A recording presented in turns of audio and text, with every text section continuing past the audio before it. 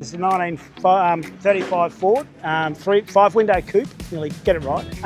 It's been sort of respectfully modified in the style of a Harry Westergaard, a Westergaard style coupe.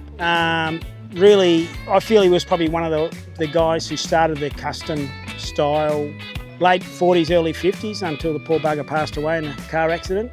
But he liked drag racing, so that's what happens. The car creation sort of started 2 years ago with the idea of collecting parts and things like that.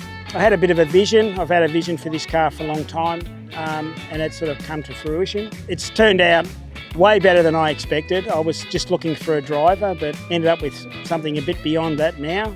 So we've gone with a very cool trim, amazing paintwork. The drivetrain's just the 21 stud head motor in it, which is just a standard motor.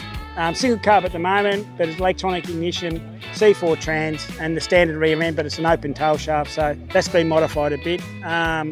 The suspension's been, we've dropped the rear end. The front's a little bit dropped, not as much, to give it that sort of stance that we want. The headlights are Chev headlights, which we modified to suit the 35 headlight rims. The headlight rims, they were an important part to me because I wanted that sort of classic sort of Ford look on the front. The Lassard grille, believe it or not, I picked up from Ballarat, which was awesome.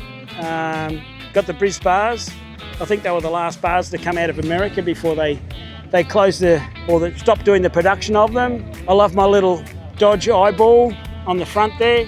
The eyeball I was going to make one by hand, and then I thought, stuff it. I found this little winged critter on there, which used to say Dodge Brothers, but then I found the glass eye online, a little doll's eye. And then the bonnet's been made one piece, and we've added this little sort of simple trim on the front, which is just made out of a solid bronze casting. We've changed dramatically interior. It's got a 3-inch chop. Yeah, the tail end is a bit different again. It's got 39 Buick taillights in it. And custom interior, exterior, everything. Yeah, so.